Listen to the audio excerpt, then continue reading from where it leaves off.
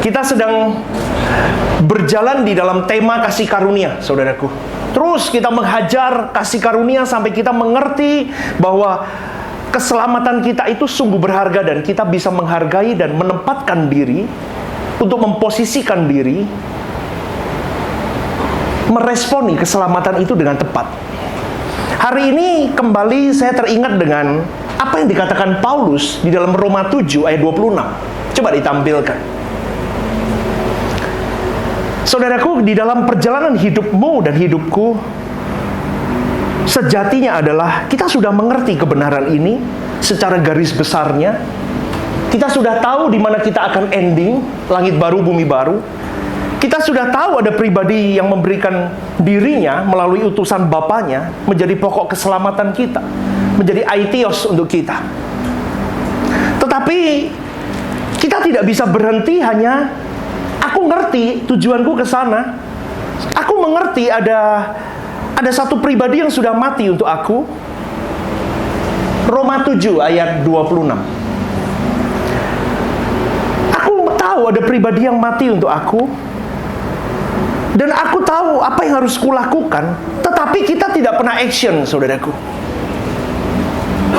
Karena perjalanan hidupmu dan hidupku kalau kita telaah. Kenapa saya angkat ayat ini? Sebetulnya kita sudah Roma 8:1, Roma 8:2, Roma 8 ayat 5. Kita sudah kupas dari minggu ke minggu. Saya mundur. Flashback kembali ke Roma 7 ayat 26, saudaraku. Ini adalah pergumulan Paulus yang seharusnya engkau dan saya juga menggumulkan ini hari-hari hidup sebetulnya. Meskipun kita punya paradigma kerangka berpikir, kemana kita akan end up berhenti suatu hari nanti? Apa yang harus kulakukan? Siapa yang harus kuteladani? Kita sudah tahu semua. Tapi kita selalu gagal. Betul nggak, saudaraku? Betul nggak? 24 jam kita terseok-seok, saudaraku. Kita remuk terus karena ini pergumulan Paulus. Kalau kita lihat di dalam perikop ini, saudaraku, coba kita baca bersama. 1, 2. Jadi, dengan akal budiku, aku melayani hukum Allah. Tetapi dengan tubuh insaniku, aku melayani hukum dosa. Tarik satu ayat sebelumnya, 25. Nah, syukur kepada Allah oleh Yesus Kristus Tuhan kita. Oke, pegang dulu ya. Kita akan belajar bersama. Begini, saudaraku. Roma 7 ayat 26 itu ayat yang sangat sukar dipahami karena itu menjadi pegangan banyak orang Kristen hari ini dan akhirnya mereka punya konsep cara berpikir yang salah mengenai ayat ini. 26. Mereka banyak memiliki konsep yang salah tentang ayat ini dan akhirnya mereka tidak bisa fulfill atau memenuhi yang Bapa mau secara klimaks. Ayat ini seperti memberikan kesaksian bahwa seakan-akan, saudaraku, Paulus memiliki hidup di dalam dualisme. Di satu pihak dengan akal budiku, Paulus berkata, aku melayani hukum Allah. Tetapi di pihak lain dengan tubuh insaniku, aku melayani hukum dosa. Seperti 2 minggu yang lalu saya ajarkan, hukum di sini bukan hukuman, tetapi kodrat. Hukum di sini artinya kodrat, saudaraku. Jadi dengan tubuh insaniku aku melayani kodrat dosa. Tetapi dengan akal budiku aku melayani kodrat ilahi. Dan dengan kalimat ini, perikop Roma 7 ayat 26 ini, Paulus seakan-akan punya dualisme di dalam kehidupannya. Seakan-akan Paulus menyetujui pikirannya bahwa hukum Allah itu, atau hidup dalam kesucian Allah itu benar. Tetapi di satu sisi Paulus juga menyetujui bahwa hidup di dalam dosa, hidup yang masih menuruti keinginan daging dan segala kenikmatannya itu juga legal. Ini yang diimani oleh banyak gereja-gereja hari ini. Ora popo, Paulus saja begitu kok dari ayat ini. Coba kalau kita lihat renungan ini, perikop ini, kita bisa berandai-andai begitu, betul nggak? Jadi dengan akal budiku, aku melayani hukum Allah. Tetapi dengan tubuh insaniku, aku melayani hukum dosa. Legal dong. Paulus juga begitu kok.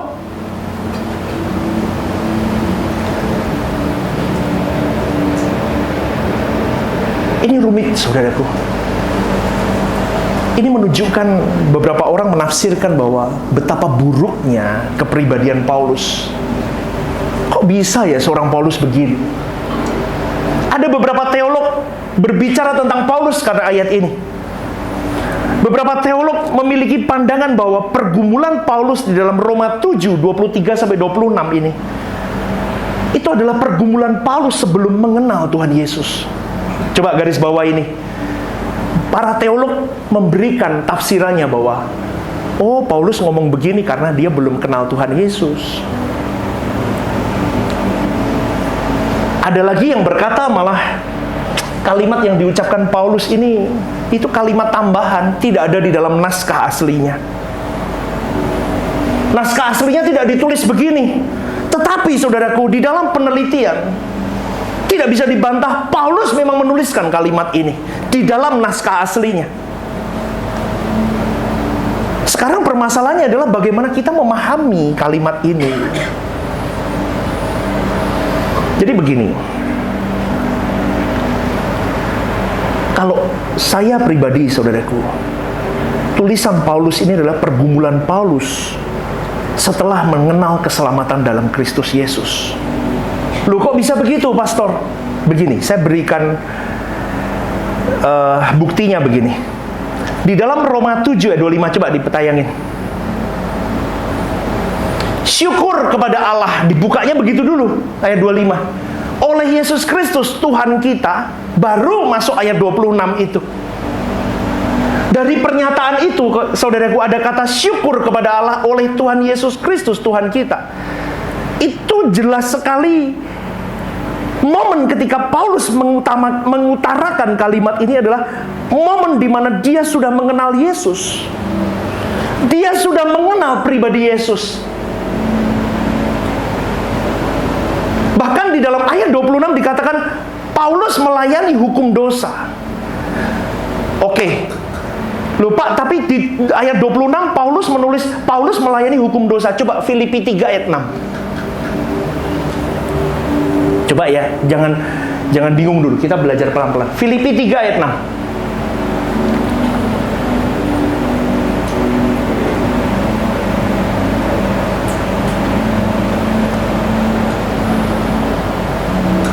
Lihat nih, saudaraku. Tentang kegiatan aku penganiaya jemaat, ini zaman Paulus sebelum mengenal Yesus. Betul nggak, saudaraku? Dia berkata apa? Tentang kebenaran di dalam menaati hukum Taurat, aku tidak bercacat. Berarti, saudaraku, sebelum dia mengenal Yesus, Paulus tidak pernah hidup di dalam perhambaan dosa. Justru Paulus merasakan hidupnya di bawah perhambaan dosa ketika dia sudah mengenal Yesus. Kenapa? Buktinya, dia berkata, aku tidak bercacat ketika aku melakukan hukum Taurat. Dia sempurna, saudaraku, di dalam hukum Taurat. Dia sadar bahwa ketika aku sebelum mengenal Yesus, aku seakan-akan sempurna di dalam norma hukum Taurat. Tetapi setelah aku mengenal pribadi Yesus, ternyata mataku tercelik. Aku melihat bahwa aku masih hidup melayani hukum kodrat dosa di dalam diriku. Apa itu kodrat dosa? Kodrat dosa adalah pelanggaran terhadap segala sesuatunya yang tidak sesuai dengan pikiran dan perasaan Allah. Jadi saudaraku yang dikasihi oleh Tuhan, beberapa teolog mengatakan bahwa Paulus adalah pribadi yang mengatakan ini sebelum mengenal Yesus. Itu sebuah kesalahan. Sangatlah tidak mungkin kalau Paulus memiliki pernyataan bahwa dirinya diperhamba oleh dosa atau menghambakan diri kepada dosa sebelum mengenal Yesus. Karena dia berkata, aku tidak bercacat selama ini melakukan hukum Taurat. Jadi, boleh saya simpulkan begini. Roma 7 jelas adalah pergumulan Paulus sesudah mengenal keselamatan dalam Yesus. Amin, saudaraku. Sampai di sini paham gak? Amin. Jadi momen ini adalah ketika Paulus sudah mulai mengenal keselamatan di dalam Kristus Yesus. Adapun di dalam Roma 7 ini adalah pergumulan Paulus ketika harus memilih, aku hidup menurut daging atau hidup menurut roh. Yang selama ini dia tidak pernah mengalaminya sebelum dia mengenal keselamatan dalam Tuhan Yesus. Maka dari itu, saudaraku, tadi di awal saya berkata, hidupmu dan hidupku sekarang terusik, saudaraku. Kalau Anda setiap minggu begini dengar kebenaran yang murni, Anda terusik. Itu seperti yang dialami oleh Paulus. Kita tahu apa yang baik, tapi daging ini merontang untuk yang jahat. Daging ini minta dipuaskan. Tetapi nuranimu tahu bahwa apa yang kulakukan ini tidak tepat di mata Allah. Sekarang pilihan-pilihan hidupmu dan hidupku hari-hari adalah 24 jam bertemu dengan pilihan melayani kodrat dosa, melayani kodrat ilahi, mematikan kodrat dosa atau memberi makan, mematikan atau terus menghidupkan. Ini terus. Dan itu sangat melelahkan kalau orang tidak sungguh-sungguh berjuang mati-matian, saudaraku. Saya pernah di titik itu dan saya lelah, saudaraku. Dan menghidupi dualisme itu lelah.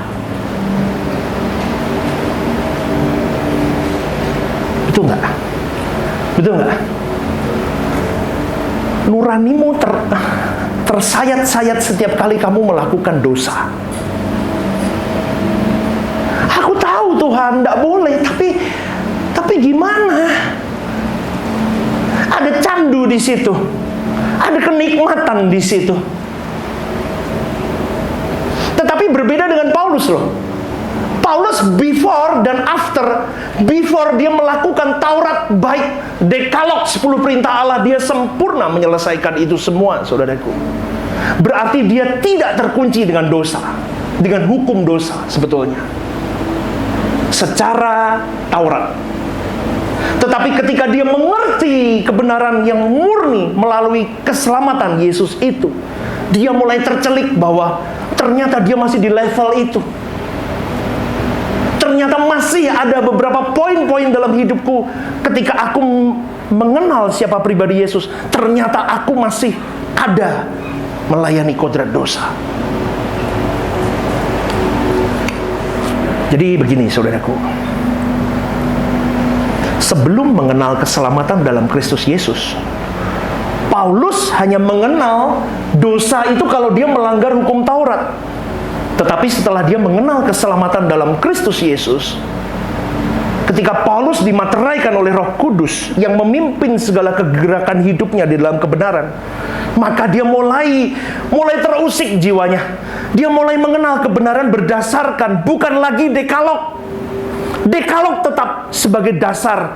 Dia mulai naik level. Dia mulai berada di dalam taraf kesucian Allah. Dia mulai melihat bahwa, wow, aku masih jauh dari itu semua. Memang dari pernyataan Paulus dalam Roma 7 ayat 26 tadi, seakan-akan bisa muncul kesan begini, saudaraku. Oh, Yesus memperkenankan Paulus untuk hidup dalam dualisme. Coba tayangin deh 7:26 tadi. Sebab Paulus mengatakan kalimat di atas, syukur kepada Allah oleh Yesus Kristus Tuhan kita. Jadi dengan akal budiku aku melayani hukum Allah, tetapi dengan tubuh insaniku aku melayani hukum dosa. Seakan-akan Yesus menyetujui Paulus hidup di dalam dualisme. Rasanya Tuhan itu melegalkan kehidupan Paulus yang dualisme. Seakan-akan Paulus diperkenankan oleh Yesus untuk hidup dengan cara seperti itu. Pandangan atau pengertian ini jangan sampai ada di dalam pikiranmu dan pikiranku, saudaraku. Makanya haruslah cerdas, haruslah punya kepekaan ketika mentafsirkan ayat per ayat, satu perikop Anda harus benar-benar jeli minta tuntunan Tuhan. Sebenarnya begini, saudaraku, ucapan syukur Paulus kepada Tuhan Yesus ayat 25 itu bertalian dengan adanya kuasa. Dengar baik-baik. Kenapa Paulus dalam ayat 25 berkata syukur kepada Allah Tuhan Yesus Kristus itu kenapa? Karena dia begini, itu bertalian dengan adanya kuasa atau fasilitas keselamatan yang diberikan Yesus untuk si Paulus ini, atau untuk kita orang yang beriman kepada pribadi Yesus sebagai pokok keselamatan, untuk kita bisa memenangkan pergumulan melawan kodrat dosa di dalam diri kita. Karena keselamatan di dalam Tuhan Yesus itu memberikan kemungkinan untuk kita bisa hidup menurut apa yang menjadi standar atau klimaksnya Bapa. Suara kebenaran itu simpelnya begini, saudaraku.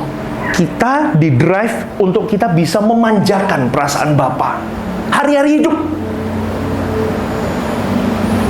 Bukan cuma diakali, tapi hari-hari hidup. Seperti yang tadi saya bilang, pilihan. Itu setiap jengkal. Ini Anda pulang dari sini ada pilihan. Anda duduk di sini pun ada pilihan. Mau dengerin firman ini, kau masukkan, kau buat dirimu tidak di dalam zona nyaman, atau kau mau buang. Itu pilihan. Semua dalam pilihan. Tujuannya apa? Dari pilihan itu, kita akan terbiasa nanti dengan pilihan-pilihan yang kita memang mengutamakan perasaan Bapa. Nanti kita akan jadi pribadi yang mau tidak mau tidak bisa lagi untuk tidak memanjakan Dia. Dengan cara apa? Aku tumbuh kembangkan kodrat ilahiku, aku matikan kodrat dosaku. Terus dilatih, itu jadi habit, lama-lama jadi kebiasaan, dan terus jadi sebuah watak dalam hidupmu. Dan karaktermu itu siap untuk menjejakkan kaki suatu hari nanti masuk dalam langit baru, bumi baru, kerajaan Bapa di surga. Amin. Amin. Berikan tepuk tangan dulu.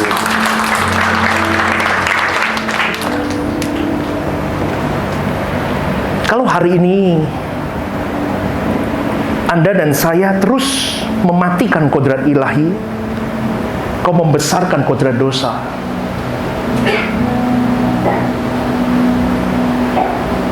maka saya berani jamin orang-orang seperti itu tidak memaknai atau tidak menghargai keselamatan dengan benar.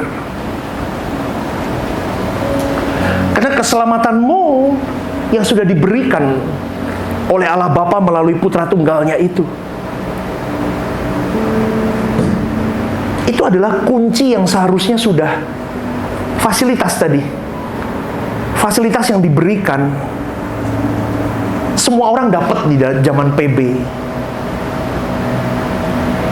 Dan kau diberi fasilitas lagi kalau engkau membuka diri meresponi Roh Kudus.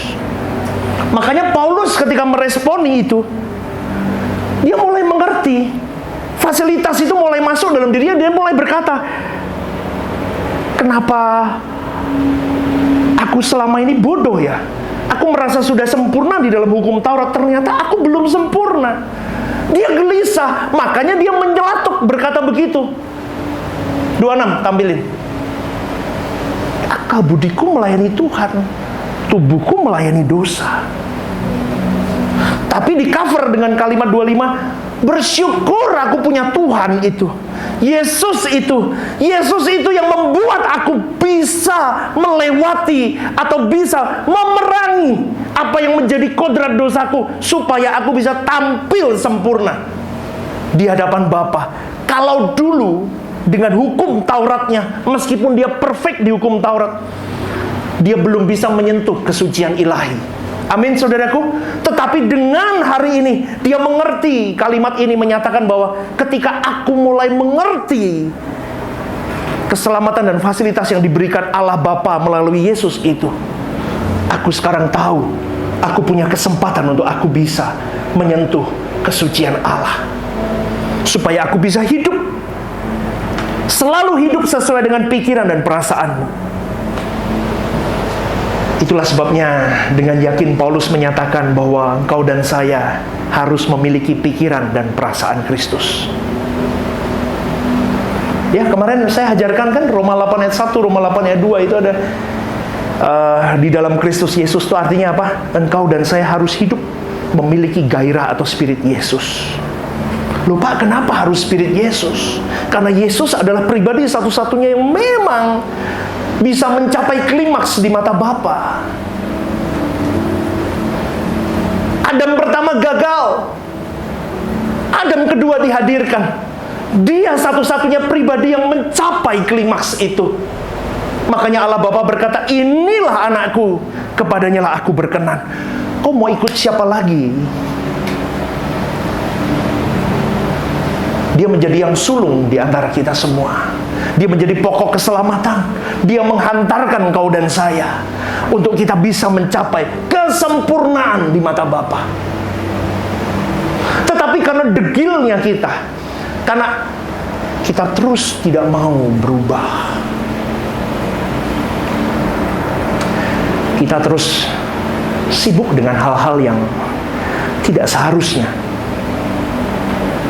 Kita terus di sana, kita terus di sana. Hai, saudaraku, ketakutan saya satu ketika saya hidup di muka bumi ini dan saya tidak pernah menemui Tuhan, tidak pernah menemukan Tuhan, tidak pernah merasakan Tuhan, tidak pernah memegang tangan Tuhan, tidak pernah mengalami Dia. Kenapa? Karena satu hal untuk mengalami Dia, untuk memiliki Dia, untuk mengalami Dia, tidak semua orang bahkan sampai hari ini yang sudah mati pernah mengalami Dia. Meskipun dia pendeta, meskipun dia rohaniawan, meskipun dia Kristen sudah sejak lahir. Itu lebih sulit daripada engkau cari uang. Itu lebih sulit dari apapun yang kau kejar hari ini di muka bumi ini. Lupa tandanya apa orang yang sudah menemukan Tuhan? Orang yang sudah menemukan Tuhan, dia sudah berhenti di dalam pengembaraan hidupnya. Simple life, saudaraku. Tidak ada lagi tentang dirinya, semua tentang Dia. Saya mempraktekkan itu berjuang dengan istri saya. Jangankan seperti Yesus, seperti Paulus saja udah berat kok. Benar nggak? Benar nggak? Kita masih punya hal yang kita miliki, saudaraku. Ini ku berikan Bapa, tapi ini jangan. It's mine. Kita masih begitu loh. Tapi kita merasa kita sudah memberi untuk Tuhan. Saya mau habis-habisan, saudaraku. Tidak yang tersisa.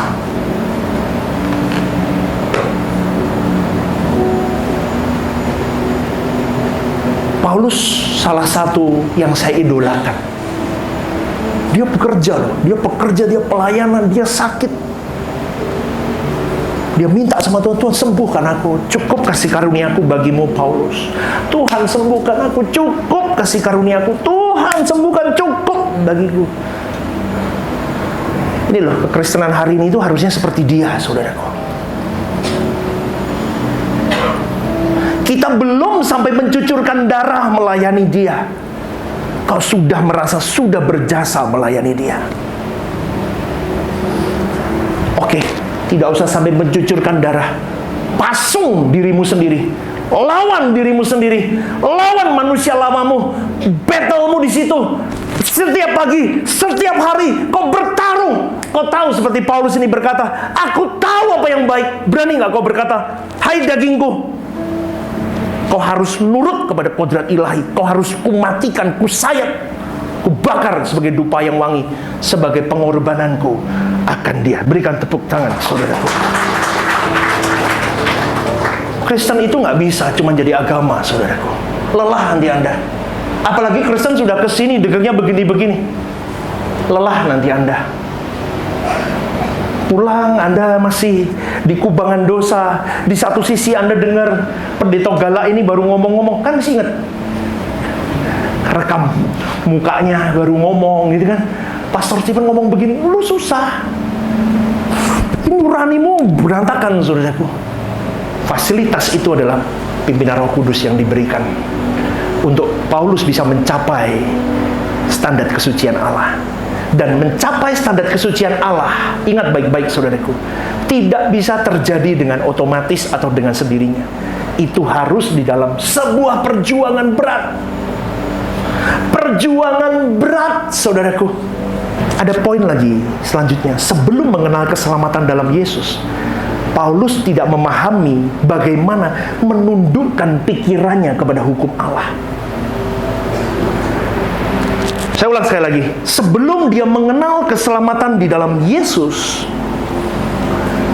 Paulus tidak paham bagaimana dia menundukkan pikirannya kepada hukum Allah. Dalam konteks orang percaya ya, yaitu hidup di dalam pimpinan roh Allah untuk selalu bertindak sesuai dengan pikiran dan perasaan Allah. Dulu dia hidup di dalam hukum saja, norma-norma hukum. Setelah dia mengenal Yesus, dia berubah. Dia kembali memulai fasilitas, yaitu Roh Kudus itu bekerja dalam dirinya. Dia mulai berjuang di dalamnya untuk menundukkan pikirannya sesuai dengan pikiran dan perasaan Allah. Sebelum mengenal Yesus, ia hanya melakukan hukum Taurat secara legalistik, yaitu melakukan hukum hanya sesuai dengan bunyinya saja. Jangan berzina, jangan membunuh, jangan ini dan itu. Makanya dia bisa berkata, aku tidak bercacat melakukan itu semua. Sebelum mengenal keselamatan dalam Yesus, ia tidak mengenal kodrat dosa atau hukum dosa itu. Hal itu menunjukkan bahwa pergumulan Paulus dalam Roma 7 ayat 26 adalah mengubah hidup dari kodrat dosa kepada hidup di dalam kodrat ilahi. Amin, saudaraku. Dia sadar, dia tercelik, dia mengerti. Tetapi saudaraku, setelah dia mengenal keselamatan dalam Yesus Kristus, Paulus mulai memahami bahwa hidup menurut roh untuk berkarakter seperti Tuhan itu sendiri berarti aku harus hidup di dalam kekudusan Allah. Karena firman Allah berkata, kuduslah kamu sebab aku kudus. Sehingga hari-hari hidupku, ketika aku menjaga kekudusan hidupku, aku menjaga kesucian diriku, dalam aku berpikir, bertindak, berucap dalam segala hal, aku baru bisa fulfill, memenuhi kodrat ilahi dalam diriku. Terus ku kembangkan dan ku matikan kodrat dosa ini. Jadi kesimpulan dari firman Tuhan pada pagi hari ini, saudaraku, Paulus tidak pernah hidup di dalam dualisme. Suatu hari kan ada orang-orang yang bertanya kepada Anda tentang ayat 7, Roma 7 25-26 ini. Ini jebakan-jebakan. Sekte-sekte ngejarnya di sini. Makanya saya ajarkan di sini, saudaraku. Loh, nanti Anda pakai nalar, logik. Ya, bener ya. Kok Tuhan Yesus mengiyakan dia? Nah, sekarang sudah mengerti. Amin. Amin. Anda bisa menjawab. Paulus berkata itu karena dia sadar setelah dan sebelum dia memiliki paradigma yang berbeda ketika dia mengiring Yesus. Hari ini pesan yang harus kalian bawa pulang adalah jadilah Paulus-Paulus di tahun 2024 ini. Kau sadari hidupmu, kau sadari kelemahanmu, kau tahu titik lemahmu, kau tahu di mana iblis menyerang dirimu. Tetapi penuhilah, cerdaslah di dalam Tuhan, sehingga ketika kuasa gelap itu atau daging ini mulai meronta untuk diberi makan, kau bisa berkata kepada dirimu sendiri, dagingku kumatikan, karena aku mau memanjakan perasaan Bapakku mulai hari ini sampai akhir hidupku. Berikan tepuk tangan, mari kita bangkit berdiri, saudaraku.